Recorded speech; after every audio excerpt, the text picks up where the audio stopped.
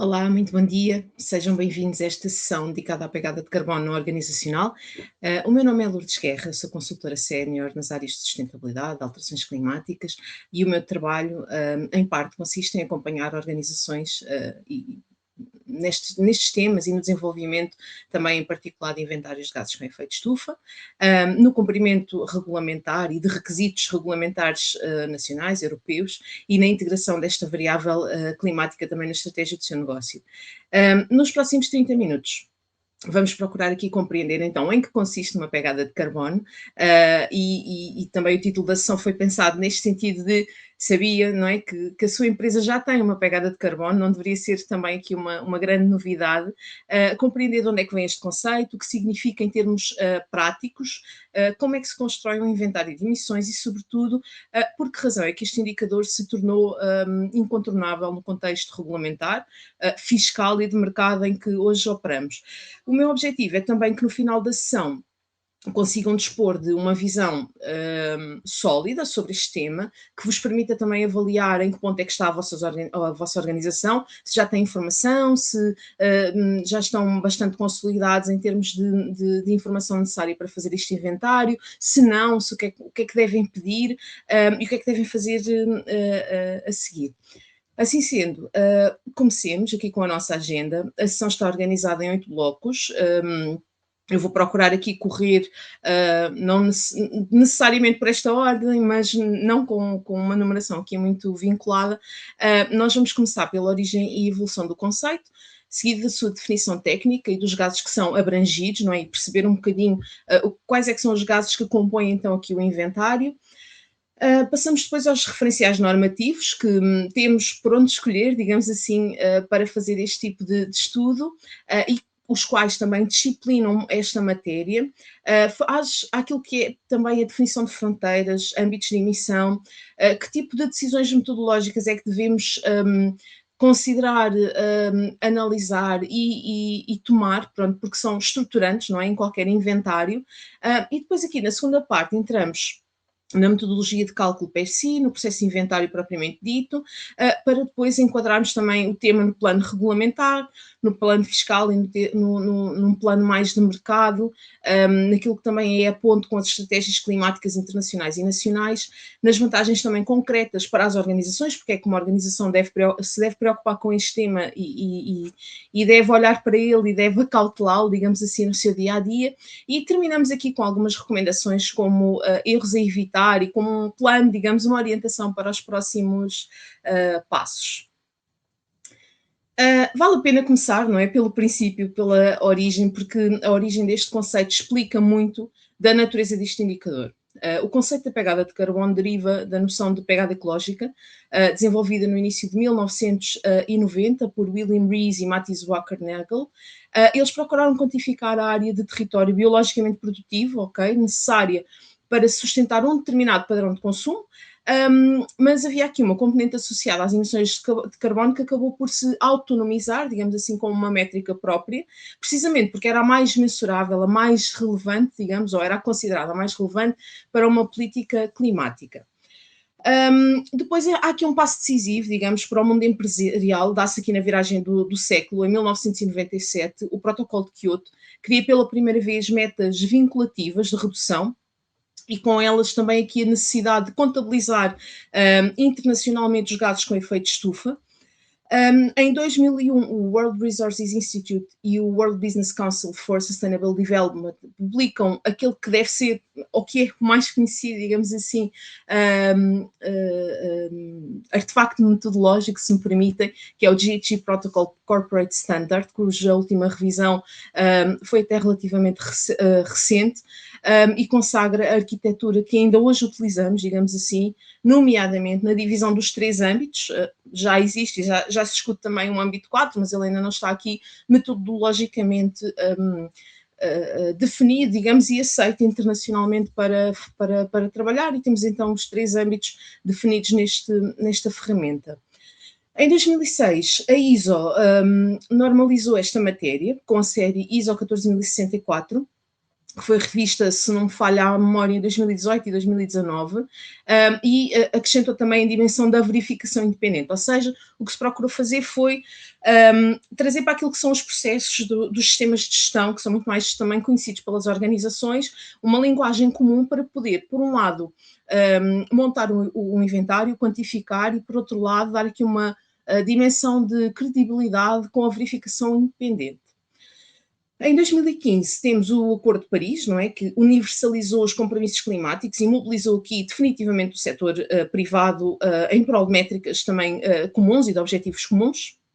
E em 2018 também a ISO, procurando também dar aqui um pouco mais de resposta e fazendo a ponto com aquilo que eram ou que era a solicitação de mercado, a ISO 14067 consolidou a metodologia para o cálculo da pegada de carbono de produtos e serviços, ou seja, assim, em síntese, em pouco mais de 2 décadas passámos de uma métrica estritamente académica, ok, para um instrumento que se verificou e que se consolidou como um instrumento central de gestão, de regulamentação e até de política pública, se me permitem. Então, vejamos a definição em rigor.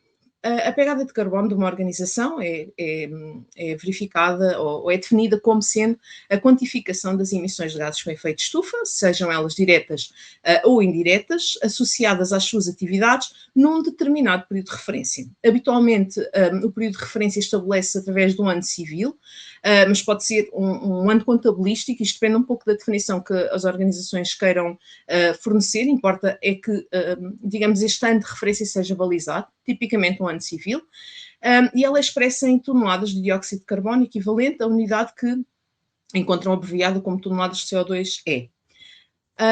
Dois esclarecimentos técnicos que aqui me parecem importantes. Primeiro, não falamos apenas de dióxido de carbono. Existe aqui um bolo, digamos assim, relevante, que inclui o metano, o óxido nitroso, famílias de gases fluorados, como os hidrofluorcarbonetos, usados em sistemas de refrigeração de ar, refrigeração e ar condicionado, perdão, os perfluorcarbonetos, o hexafluorcarboneto, o hexafluoreto de enxofre e o triofluoreto de azoto.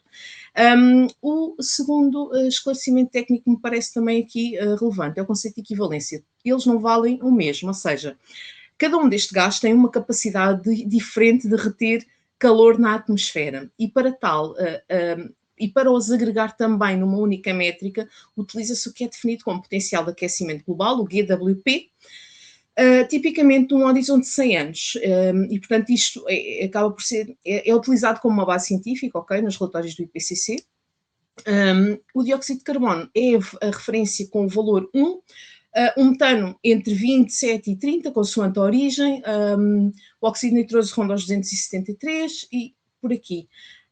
E, portanto, o inventário, quando o fazemos, deve identificar explicitamente a fonte dos valores de gases com efeito de estufa, ou do potencial de aquecimento global, perdão, utilizados, e mantê-lo consistente ao longo do tempo e sempre que possível também, e necessário, claro, atualizado. Passemos então àquilo que é a arquitetura normativa. O referencial dominante a nível internacional é o GHG Protocol Corporate Standard, como tinha indicado. Ele estabelece aqui as regras de contabilização e relato, é um documento bastante extenso, bastante denso. Ele dá-nos aqui, digamos, um mecanismo da criação de inventários organizacionais e que serve de base à generalidade dos cortes de reporte de sustentabilidade, okay? Incluindo até das próprias normas europeias. Em paralelo, a ISO 14064-1, na versão de 2018, oferece aqui um referencial que é certificável, ou seja, as organizações não se podem, quem tem um sistema, por exemplo, de gestão e que queira um sistema de gestão da qualidade, de ambiente, e que queira complementar também ou incluir aqui, por exemplo, uma ISO 14064, o referencial é certificado, um protocolo GHG não é certificado, ok? E, portanto, a ISO 14064-1 oferece efetivamente um referencial certificável para a quantificação e a comunicação de emissões ao nível da organização, sendo que a ISO 14064-3, digamos assim, disciplina a verificação e a validação independente das declarações de gases com efeito de estufa.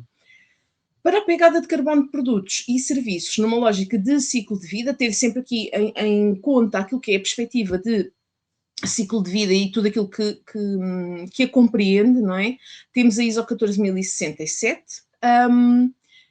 e o próprio Product Standard do próprio GHG Protocol. Estes referenciais, eles não competem entre si, ok? É preciso compreendermos isto, eles articulam-se, e a escolha depende aqui um bocadinho daquilo que é o objetivo da organização, ou seja, se nós queremos apenas gerir e relatar, se nós queremos uma certificação para dar alguma mais-valia, ou porque é um requisito até de cliente, particular sobre, sobre o desempenho da nossa organização nestas matérias, ou sobre o desempenho de um determinado produto ou serviço que prestamos, se queremos fazer esta comunicação também ao nível do produto, ou seja, aqui, dependendo daquilo que é o objetivo final da organização, a organização poderá escolher por um destes referenciais metodológicos. E mais importante, diria eu, do que decorarmos normas, porque é um bocadinho como a legislação, ou pelo menos eu acredito que assim é, a legislação e as normas estão lá para nós podermos consultar sempre que quisermos e irmos consolidando conhecimento. Eu acho que devemos interiorizar aqui alguns dos 5, ou pelo menos interiorizar um pouco daquilo que são os 5 princípios do protocolo IHG, e que se colocam na base de construção de qualquer inventário. São eles a relevância, a integridade, a consistência, a transparência e a exatidão. Eu sublinho estes 2 últimos. A transparência significa que todos os pressupostos, todas as exclusões, todas as fontes de dados, elas estão documentadas e são escrutináveis. Ok? Ou seja, por uma questão de transparência daquilo que a organização está a documentar e existindo aqui um pedido de consulta sobre esta informação, um pedido de esclarecimentos, estas fontes devem estar disponíveis e devem estar altamente documentadas. A exatidão significa que, digamos, a incerteza aqui é reduzida tanto quanto praticável, não é? Porque nós sabemos que ali chega a um determinado ponto que a recolha de informação é extremamente onerosa, e temos que fazer aqui uma análise quase de custo-benefício, mais que não seja empírica. E, portanto, a exatidão, ela pressupõe que a incerteza associada aos nossos cálculos é reduzida, não é? Tanto quanto praticável, e quando existe, ela é reconhecida. Quando existem limitações, ok, no cálculo, ela é reconhecida. E, portanto, estes 2 princípios são, na prática, digamos, a melhor defesa de uma organização, até contra acusações de greenwashing, ok? Ok, antes de calcular o que é que seja, perdão, existem aqui 2 decisões metodológicas que são muito estruturantes. A primeira é a fronteira organizacional, perdão. Ou seja, que entidades e instalações integram o inventário e em que proporção. O protocolo IHG admite 3 abordagens de consolidação. Na abordagem de controle operacional, a organização contabiliza 100% das emissões das operações, ok? Que controla no dia a dia. Esta é a abordagem mais utilizada pelas organizações e, em regra, também a mais adequada, digamos assim, para efeitos de gestão, porque se uma organização detém o controle operacional sobre uma determinada atividade, também detém, digamos, o controle sobre a decisão a tomar e sobre o que fazer, digamos, para melhorar o seu desempenho nestas matérias. Na abordagem de controle financeiro, o critério é o controle económico das operações. E na abordagem também da cota de participação, as emissões são contabilizadas, digamos assim, na proporção da participação acionista detida. Assim, muito resumidamente, estas 3 abordagens são as que são consideradas. Esta escolha, ela deve ser explícita por parte da organização, deve ser justificada e mantida de forma consistente até para, digamos, para algo que vamos ver mais à frente, que tem a ver com aquilo que são até as próprias metas de redução, as metas de descarbonização associadas e as próprias ações da gestão para reduzirem as suas emissões. A segunda decisão é a fronteira operacional, a classificação das fontes de emissão em âmbitos que veremos em detalhes até no próximo slide. Ela é concebida para evitar uma dupla contagem, ok, das organizações. Associada normalmente a estas decisões está a definição do ano base, que é um ano de referência estável face ao classe média, a evolução e as metas de redução. E deve ser recalculado sempre que ocorram alterações estruturais significativas, que são tipicamente aquisições, alienações, mudanças de metodologia, algo que seja realmente estruturante para o negócio e que não se consiga, digamos, manter um ano de referência, um ano base sólido e que não possa servir, digamos assim, como referência para então definição de metas de redução. Sem um ano sólido, claro, sem um ano base sólido, não há comparabilidade possível e sem comparabilidade também não conseguimos gerir melhor então os nossos próximos passos. Os três âmbitos do, protocolo, do GHG Protocol. Chegamos ao núcleo, digamos assim, da contabilidade carbónica. Temos os três âmbitos. O âmbito 1 abrange as emissões diretas. Estas são fontes detidas ou controladas pela organização. Falamos da combustão estacionária, como caldeiras, geradores, frota própria, emissões de processos industriais ou mesmo as emissões fugitivas. Muitas destas informações estão, digamos, no cerne da atuação da própria organização, seja porque são comunicadas, por exemplo, no caso de emissões fugitivas à Agência Portuguesa do Ambiente, e, portanto, a organização sabe perfeitamente o que deve comunicar e como comunicar, ou porque temos, no caso de frotas próprias ou consumos de caldeiras e geradores, até no Departamento de Compras tem perfeitamente esta informação, ou do Departamento Financeiro, sobre os consumos, porque há aqui uma transação e, portanto, esta informação está relativamente de forma fácil disponível nas organizações. Das emissões fugitivas, dar nota que destacam-se também as fugas de gases fluorados, ok, de sistemas de refrigeração e climatização, e elas frequentemente também são subestimadas, digamos, mas são materialmente relevantes pelo seu potencial de impacto.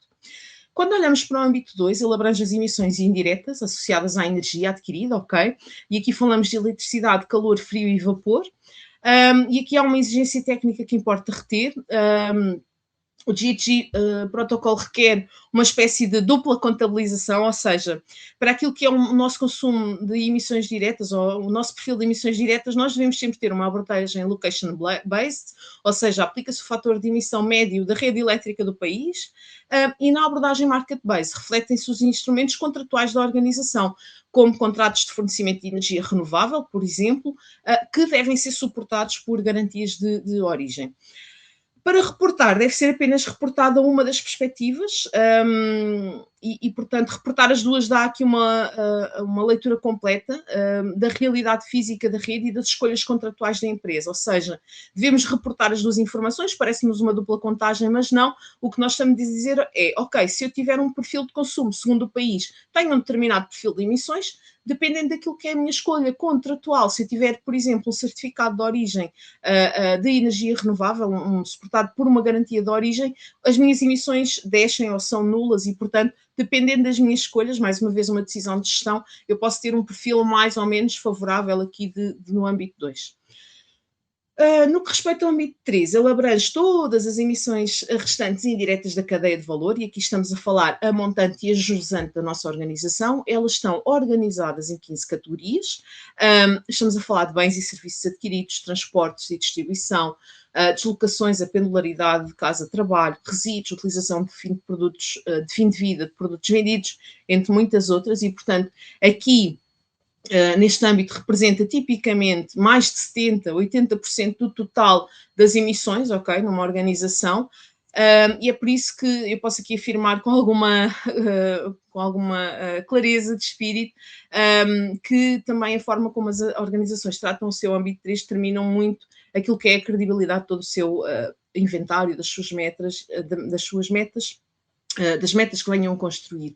E, portanto, aqui também clarificar que não é fácil, ok, realizar assim um inventário logo, principalmente incluindo o âmbito 3, não se exige logo perfeição, é natural que seja um processo evolutivo, com erros no primeiro, no segundo ano de reporte, ou com algumas falhas, não diria erros, mas com algumas falhas, porque isto é um trabalho que exige melhoria contínua e até aqui uma tomada de consciência daquilo que é uma triagem de materialidade honesta, digamos, sobre estes temas, e ter sempre em mente que deve haver aqui um plano também de melhoria progressiva naquilo que respeita à qualidade dos dados recolhidos.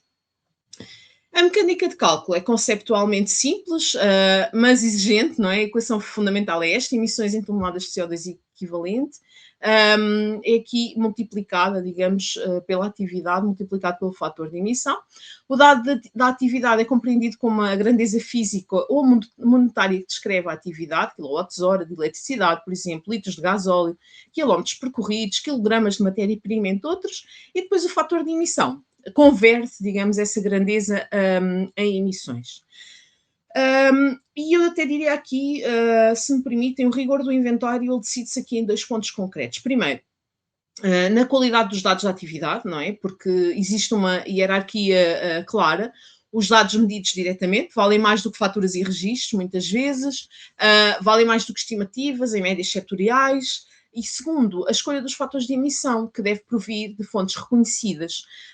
Na prática, utilizam-se tipicamente fatores de emissões de bases de dados existentes e consolidadas cientificamente, dou aqui o exemplo da DEFRA, da Agência Portuguesa do Ambiente, do próprio IPCC, dados específicos de fornecedores, que são um caminho muito interessante para melhorar aquilo que é o reporte do âmbito 3, e acrescento também que existe aqui um princípio que eu aplico em todos os trabalhos que desenvolvo, é cada, digamos, número no inventário, ele deve ser auditável, deve ter digamos, um percurso em que eu tanto ando para a frente como ando para trás, eu consigo rastrear de onde vem essa informação, eu consigo perceber como chegar ao resultado final e, portanto, em termos de auditoria, mesmo que eu não faça muitas vezes no primeiro ano ou no segundo uma decisão de auditar ou validar por terceira parte o meu inventário, eu devo ter esta boa prática sempre de início. E depois também, claro, ter o fator de emissão certo, da fonte certa, para o ano certo. Ano após ano, os fatores de emissão às bases de dados também vão melhorando e vão-se consolidando, digamos assim, vão-se melhorando, e esta disciplina, digamos, distingue-se, faz distinguir aqui um inventário que é defensável de uma mera estimativa, não é, decorativa, que possamos dar. Como é que se organiza então este trabalho na prática? Eu diria, assim, de forma muito resumida, em 6 etapas. A primeira, definimos as fronteiras, como já falámos, da abordagem de consolidação e do ano base. A segunda, fazemos um mapeamento exaustivo das fontes de emissão, a instalação que tenhamos, ok? Se definirmos, por exemplo, no caso de uma abordagem operacional, ver todas as instalações e como é que nós operacionalmente controlamos o processo, atividade a atividade. Depois, numa terceira linha, a recolha e validação de dados, com base em faturas de energia, combustíveis, registro de frota, contratos, registro de manutenção dos próprios equipamentos de refrigeração. Numa quarta fase, o cálculo e consolidação, aplicando os fatores de emissão e convertendo tudo a toneladas de CO2 equivalente, não esquecer, porque esta parte também é importante. Em quinto momento, elaborar um relatório metodológico, onde nós devemos documentar tudo aquilo que são pressupostos, exclusões, incertezas de resultados e, por último, aqui um bocadinho à escolha do freguês, digamos, pode ser feita ou não uma verificação independente de acordo com a ISO 14064-3, como tinha comentado, e depois sim a definição de um plano de melhoria que, independentemente de termos esta verificação independente, é sempre muito relevante termos um plano de melhoria para o ano seguinte. Eu creio que já tinha comentado, mas acho que é importante deixar esta nota. O primeiro ciclo, o primeiro inventário é sempre mais exigente, porque obriga a criar uma infraestrutura de dados que a organização normalmente não tem de forma muito organizada, não é? Mas os ciclos seguintes são mais fáceis, tornam-se progressivamente mais eficientes. Eu já sei onde ir buscar informação, já sei quem é que tem que pedir, já sei que conversões tenho que fazer e, portanto, os processos anualmente, não é, vão ficando continuamente melhores e mais preciso, e portanto este projeto também, ou este tipo de projetos de elaboração de um inventário de emissões não deve ser encarado como um projeto pontual, ele deve ser um projeto anual de gestão e consolidação. Chegados aqui, a pergunta legítima é porquê agora? Não é? Porque é que estamos a falar disto? E portanto, até antes de falar na lei per si, a resposta eu creio que começa no mercado. O primeiro vetor é aqui o efeito de cascata, ok, nas cadeias de valor. As grandes empresas obrigadas a reportar o seu âmbito 3 precisam de dados de emissões dos seus fornecedores e, portanto, esta informação tem que vir de algum lado. Isto significa que empresas sem qualquer obrigação direta recebem cada vez mais e com mais frequência, não é, questionários, requisitos contratuais sobre a sua pegada de carbono e, portanto, quem não consegue responder com dados credíveis perde aqui a pontuação, processos de qualificação e, num limite, até pode perder contratos. O segundo vetor, eu diria, é aqui financeiro. A banca, os investidores integram critérios climáticos de avaliação de risco e de precificação do crédito no quadro das finanças sustentáveis europeias e, portanto, esta ausência de informação carbónica tende a ser lida não como propriamente uma neutralidade, digamos, mas se o meu cliente não está a olhar para isto, então não está a gerir o risco. Portanto, é esta a leitura que é feita. O terceiro vetor é, por exemplo, as compras públicas, os grandes clientes internacionais, cujos cadernos de encargos valorizam cada vez mais e, em certos casos, exigem mesmo evidência do desempenho carbónico. E, por último, os investidores, não é? E seguradoras que tratam o risco climático como um risco financeiro material e, portanto, as organizações que não tratam este tema, mais uma vez, não estão a gerir o risco e, portanto, isto constitui um risco para o próprio investidor e para as seguradoras e, portanto, os investidores podem perder interesse, podem desinteressar-se, não é? E podem não investir e as seguradoras podem criar prémios muito maiores, não é? Para cobrar pela ausência deste tema. E, portanto, digamos, a pegada de carbono transforma-se aqui numa credencial, se me permitem, de acesso ao mercado e de capital. Vejamos agora aqui em termos de enquadramento legal, sem ser muito, muito maçudo, o enquadramento legal ele foi sofrendo alterações profundas até muito recentemente. A Diretiva de Relato de Sustentabilidade das Empresas, a CSRD, foi substancialmente revista pelo pacote de simplificação Omnibus, publicada aqui pela Diretiva 2026-470, publicada em fevereiro de 2026, entrou em vigor desde março e, portanto, com transposição também para Estados-membros até março de 2027 e, portanto, esta revisão o que nos diz e o que traz é que o reporte de sustentabilidade obrigatório passou a abranger apenas empresas com mais de 1.000 trabalhadores, volume de negócios líquido superior a 450 milhões de euros e, portanto, para essas, as normas europeias de relato, as ESRS, em particular a norma E1 sobre o clima, exige um inventário de gases com efeito de estufa completo, âmbito 1, 2 e 3, portanto, esta informação terá que ser obrigatoriamente também recolhida na cadeia de valor. Para todas as restantes, o quadro passa a ser voluntário, assente numa norma, a VSME, desenvolvida pela EFRAG, e aqui também há uma novidade relevante, a figura das empresas protegidas na cadeia de valor. O que é que isto quer dizer? Limita-se a informação que as grandes empresas podem exigir aos seus fornecedores de menor dimensão, para ter aqui um princípio também de proporcionalidade e de justiça, digamos assim, e de limite, de limitar a informação que as empresas maiores podem pedir às mais pequenas. E, portanto, na prática, a VSME torna-se aqui o referencial de mercado para responder a clientes e à banca, ok? Com um esforço proporcional. Perdão. E isto acresce a taxonomia da União Europeia, cujo ato delegado simplificado está em vigor desde janeiro de 2026 e cujos critérios climáticos também assentam em dados de emissões. E sublinha ainda a Diretiva 2024/825, relativa à capacitação dos consumidores, que proíbe alegações ambientais genéricas, sem prova, e alegações de neutralidade baseadas exclusivamente em compensação de emissões. Ou seja, o quadro está em evolução, é algo que temos acompanhado principalmente nos últimos anos.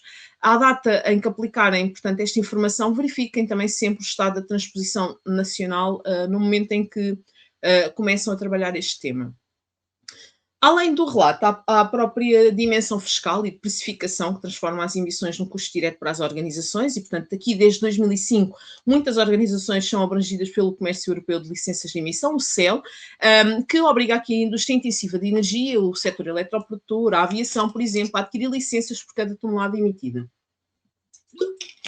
Desde janeiro deste ano, o CBAM, o Mecanismo de Ajuste Carbónico Fronteiriço, entrou no seu regime definitivo e, portanto, o que é que isto significa? Significa que todas as organizações que estejam ao abrigo de importações de ferro, aço, alumínio, cimento, fertilizantes, eletricidade, por exemplo, e hidrogênio, passam a suportar, digamos, um ajuste equivalente ao preço de carbono europeu, com uma isenção de minimis para importadores até 50 toneladas anuais destas mercadorias. E a primeira declaração e aquisição de certificados vão ocorrer em 2027 relativamente às importações de 2026. Isto é importante que fique no vosso radar. Está ainda previsto a partir de 2027 o ETS2, que é a extensão do mercado de carbono de combustíveis utilizados nos edifícios e no transporte rodoviário, e terá aqui um impacto transversal nos custos energéticos, praticamente em todas as organizações, ok? No plano nacional, recordo que Portugal aplica desde 2015 a chamada taxa de carbono, formalmente digamos, o adicionar sobre as emissões de CO2, indexado ao preço dos leilões de selo e atualizado também anualmente. Portanto, o custo de carbono, isto, acho que é a mensagem que deve ficar, existe, está a alargar o seu perímetro, ok, e só é possível gerir o que nós conseguimos medir efetivamente. Portanto, todo este edifício regulamentar, digamos, ele decorre de compromissos climáticos assumidos a 3 níveis. Se olharmos no plano global, o Acordo de Paris, como tinha mencionado antes, em 2015, vincula os Estados a conter o aquecimento abaixo dos 2 graus Celsius, prosseguindo esforços para limitar a 1,5 grau, através de contributos nacionais. No plano europeu, a Lei Europeia do Clima torna juridicamente vinculativa a neutralidade climática até 2050. Portugal antecipou um bocadinho esta meta, e a redução de pelo menos 55% das emissões até 2030, isto operacionalizada pelo pacote 50 for 55. No plano nacional, temos a Lei de Bases do Clima, que consagra a meta da neutralidade carbónica até 2050, mas temos digamos, a ambição de antecipar esta meta para 2045, como dizia, e isto também é apoiado por instrumentos como o Roteiro para a Neutralidade Carbónica 2050, o Plano Nacional de Energia e Clima 2030, e, portanto, o inventário de emissões de cada organização é uma unidade elementar nestas trajetórias, para também conseguirmos, lá está, atingir as metas europeias, nacionais, e ou se cumprem ou se falham, não é? E aqui o contributo de cada organização é muito importante. No que respeita às vantagens, sejamos igualmente claros quanto ao retorno, não é? Primeiro, reduzir custos, que é o que, digamos, nos importa até em primeira linha. Quando medimos, quando olhamos para estes temas, nós conseguimos identificar ineficiências energéticas de frota de processo, qual é o âmbito que mais pesa, digamos, no nosso perfil, o que é que tem retorno económico direto, independentemente de qualquer obrigação, de qualquer pedido externo à nossa organização. Segundo, o acesso ao financiamento, que também nos dias que correm é bastante relevante. Uma organização que tem dados sobre a sua pegada carbónica credível posiciona-se muito melhor junto da banca, de investidores, de fundos com critérios de sustentabilidade. E terceiro, a própria competitividade. Uma organização, quando responde de forma qualificada, informada aos seus clientes, quando vai para concursos, por exemplo, públicos ou não, quando está a debater-se em cadeias de fornecimento internacionais, quando trata este tema com propriedade, está numa posição muito mais competitiva. Quarto, a gestão de risco, não é? Antecipamos custos de carbono, antecipamos resíduos legais, a própria exposição reputacional, em vez de os sofrermos, não é? Ao tratarmos estes temas. A credibilidade dos dados verificáveis, ao sustentarmos uma comunicação sólida e verdadeira, transparente, exata, não é? Como os princípios do protocolo GHG, afastam aqui, ou pelo menos minimizam aquilo que é o risco de greenwashing. E por último, e eu diria até o mais estratégico, o inventário, digamos, é uma base factual para definir metas de redução, com um fundamento científico, para orientar até a inovação, olhar para o ecodesign, escolher fornecedores e, portanto, a pegada de carbono bem utilizada deve ser encarada como um exercício de gestão. Como é que nós passamos aqui da medição à ação? Portanto, medir é uma condição de partida, não um destino, ok? Nós não começamos a fazer um inventário porque o objetivo é medir, não, é a nossa condição de partida. E diria-me, se me permitem aqui, uma hierarquia de atuação correta acaba por ter aqui uns 5 degraus. Medir, não é? Com um inventário anual completo e metodologia estável. Reduzir, claro que atuando na eficiência energética, das energias renováveis, na mobilidade, nas compras, no próprio ecodesign, no desenho de produtos. Definir metas com base científica, alinhada com a trajetória de 1,5 grau, sendo que aqui a referência, digamos, válida ou mais válida é a Science Based Targets Initiative, que é o referencial internacional de maior credibilidade neste tema. Compensar apenas as emissões residuais, com créditos de carbono de qualidade verificada e nunca como substituto de redução, ou seja, não começar pela compensação, começar pela medição e pela redução, não é? Com esta definição de metas e só depois compensar. E, por fim, comunicar com o relato, não é? Com o rigor, perdão, no relato de sustentabilidade, com alegações que são integralmente fundamentadas com a informação que eu detenho. Portanto, reduzir primeiro, ok? A compensação é o último recurso da hierarquia da mitigação, nunca o ponto de partida de uma estratégia climática séria. Erros comuns e greenwashing. Permitam-me aqui elencar alguns que normalmente comprometem os inventários e as reputações. Omitir o âmbito 3 quando ele é materialmente relevante para a nossa organização. Alegar neutralidade carbónica sem ter um inventário completo, nem uma metodologia divulgada, utilizar fatores de emissão desatualizados ou de fonte não identificada, contabilizar energia renovável, ou eletricidade renovável na abordagem marketplace, mas sem garantias de origem que o sustentem. Enfim, isto são alguns erros que podem criar aqui greenwashing e podem constituir-se como um risco reputacional e até, digamos, como um risco, lá está, reputacional para a organização. Portanto, para quem quer passar à prática, eu diria também aqui que o caminho se resume em 5 passos. Definir fronteiras, logo o primeiro, não é? Abordagem de consolidação e ano-base.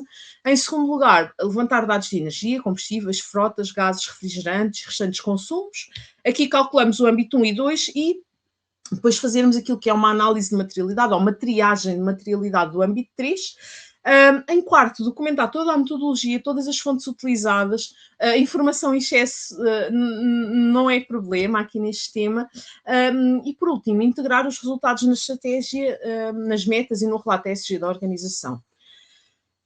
Mais uma vez, mensagem central: o inventário não tem que ser perfeito, ele tem que ser honesto, tem que ser um documento que seja verificável, comparável e, portanto, a robustez do próprio inventário vai-se construindo em ciclos anuais de melhoria que vão melhorando, lá está, continuamente. E, portanto, termino aqui, para não me alongar mais nesta sessão, com uma síntese que gostaria que levassem convosco, e isto acho que é um clássico, não é? O que se mede gere-se e o que se documenta e verifica cria valor para as organizações. E, portanto, a pegada de carbono é simultaneamente um requisito de mercado, é uma matéria regulamentar e fiscal em expansão, mas é também, ou deve ser também, encarada como uma oportunidade de gestão para quem quer trabalhar com rigor, para quem se quer antecipar a tudo o que é um quadro, digamos, uma paisagem regulamentar cada vez mais consolidada e exigente, e, portanto, se pretenderem aprofundar também qualquer um dos temas que abordamos, desde a metodologia de cálculo ao enquadramento regulamentar, no vosso caso concreto, teremos, claro, todo o gosto na EFI Group by EPSA em apoiar-vos. Alguma dúvida, por favor, são convidados também a colocar-nos, e desde já agradecer pela vossa atenção e participação e interesse nesta sessão, e mais uma vez estamos disponíveis para apoiar a vossa organização. Obrigada.